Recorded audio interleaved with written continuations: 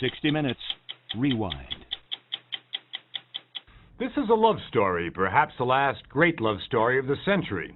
Nelson Mandela, the man who brought democracy to South Africa after 27 years of imprisonment, found little in the way of personal happiness when he was released. His wife, Winnie, rejected him, and that led to a bitter divorce.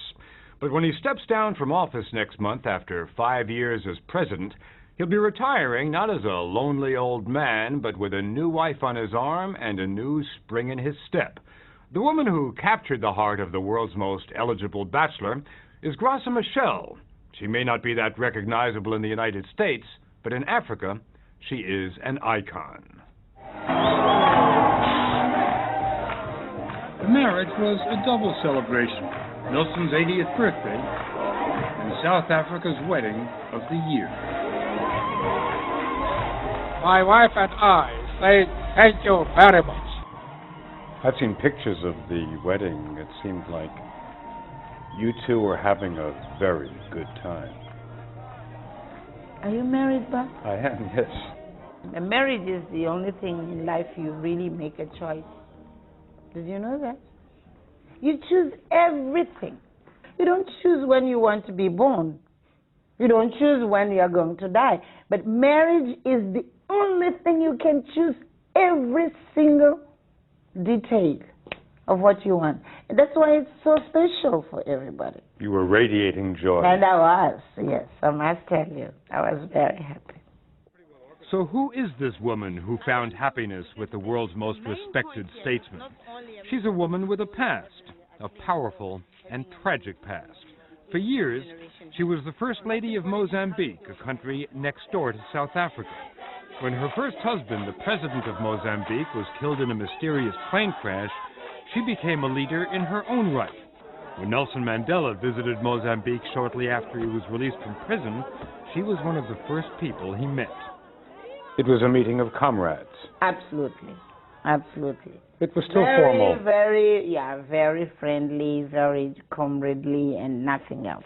How did we meet in terms of eye to eye and to have something clinging between the two of us? This is our secret. Graca saw Nelson as too much of a hero to consider him as a husband. And while Graca and Nelson occasionally bumped into each other at official events, wedding bells were far from her mind. Then came Nelson's divorce from Winnie. He cut a forlorn figure at the time, accusing Winnie of brazen infidelity and admitting that not once since his release from jail had she visited his bedroom while he was awake. You described your first meeting as a meeting of comrades, and I don't doubt it for a minute. But it was also, at the same time, was it not a meeting of two very lonely people? Both of us had been lonely, it is true. But more important is not having been lonely, is that when you have suffered in life, and if you are lucky as we are, to get a very happy moment, you'll enjoy it much, much, much better than before. What do you think it was that sparked Nelson Mandela and Graca Machel to get together? He was looking for a companion after the relationship with Winnie disintegrated, and I think he was, in effect, auditioning women for that role, which is a fantastic role. Richard Stengel co-authored Nelson Mandela's autobiography. He's always been attracted to strong women. He likes women who are dynamic. He likes women who are surprising. He doesn't want a woman who's simply dutiful. In Graca, he saw someone who was an equal, someone who wasn't going to be dazzled by him because he was Nelson Mandela. That's because Graca Machel is also a formidable personality. At home, she's seen as the future president of Mozambique, and internationally, she's renowned as a fierce advocate of children's rights. She recently headed a study for the United Nations on the effects of war on children around the world. She succeeded in bringing the issue to the Security Council of the United Nations for the first time. Children have always been casualties of war. What's different now? Well, now it's because children are not only casualties of war, children are targets in many ways. They're exactly targeted. It is a strategy which exactly goes to those who are the most vulnerable to try to reach those who are powerful. It's not only cruel, but it's sophisticated. If you target children, you're targeting the next generation, you're targeting literacy, you're targeting all the things that eventually will destroy you. That's exactly the problem, is that these people are not waging a war today, you know. They are planting wars for generations to come. Her prominence on the world stage is astonishing, considering where Graca Machel came from, a small village in deepest, darkest Mozambique, where she was born to illiterate peasants. Friends say she was a teenager when she got her first pair of shoes. My father died about 20 days before I was born, and my mother was left with 6 children. She was living only of what she could cultivate in the fields and so forth. So she struggled to keep us together. Is that true? You didn't have shoes? No, it is true. At a time when very few Mozambican children even had a classroom to go to, Graca made it to high school and to university. Education became her passport to another world and to a leading role in Mozambique's struggle for independence from Portuguese rule. Did you learn how to fight? Oh, yes, I did. As everybody else. I mean, one of the first things you would do when you join the liberation, you should know how to defend yourself and how to defend people around you. So we needed to be trained, all of us. So you had weapons training? Oh, yes, I did. Did you ever fire your weapon?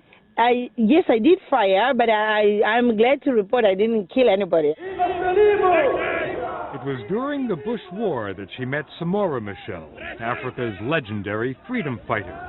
When Mozambique became independent, he was elected the country's first president. She became Minister of Education. They became man and wife. But the same South African regime that held Nelson Mandela in prison felt threatened by the new black leaders of Mozambique. After all, the two countries shared a border, and freedom is a virus which spreads. In 1986, Samora Machel was flying home to the Mozambican capital. Graca was expecting him for dinner, but by midnight, hours after he'd been expected, there was still no word. Suddenly, my heart started beating very strongly, and that's when I felt apparently there's something wrong. You knew? Yeah, something was wrong. Machel's plane had plowed into a hill on the South African side of the border with Mozambique. He and 34 others died on impact, and within minutes of the crash, South African security forces mysteriously appeared. Survivors said they were more interested in identifying Samora Machel than they were in helping the few passengers who'd survived. Graca has always been convinced the South Africans engineered the crash, and she's a lot less willing than Mandela to forgive and forget. You're convinced that the South Africans, the white South Africans, killed your first husband? They kept your second husband in jail for 27 years? How would you describe your feelings towards the white South Africans? Not exactly towards the white South Africans. What we are talking about the South African, I mean the apartheid regime, the regime as such, yeah. I won't lie to you. I have very, very strong and negative feelings against them. I am not probably as good as Madiba is. As your husband Mandela? No. I just want to know the truth, actually. What I want to know who killed Samora, and I want to know how they killed him.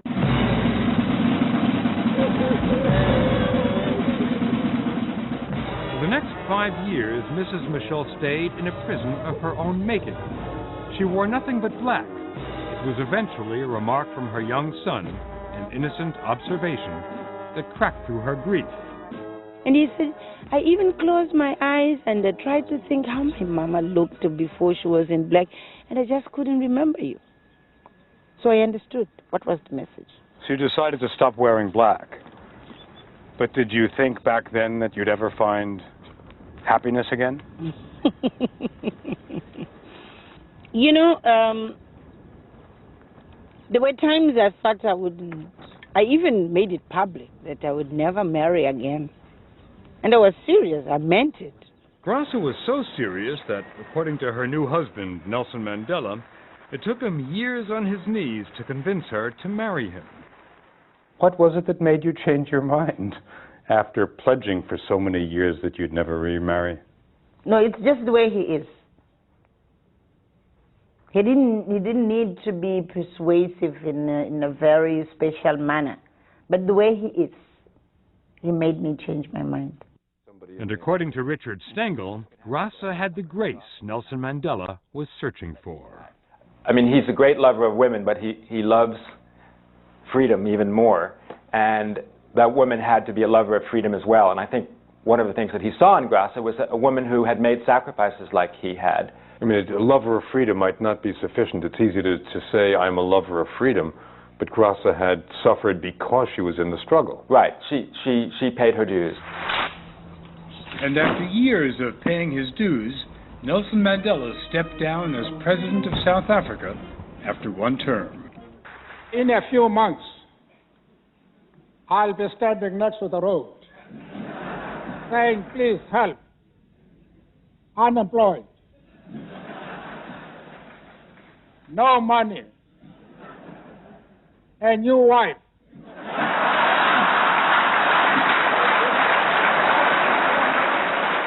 But Nelson won't be standing on any road. He'll be living in one of the poshest streets in Johannesburg with 4 of his grandchildren and his new bride. You've said that you've been married to the 2 tallest trees in Africa. Yes, I can't deny that. And the forces of evil, if you'll permit me, tried to cut the trees down, but they couldn't destroy the forest. That's the beautiful story of her. That's why this relationship it's really so sweet. It's really sweet.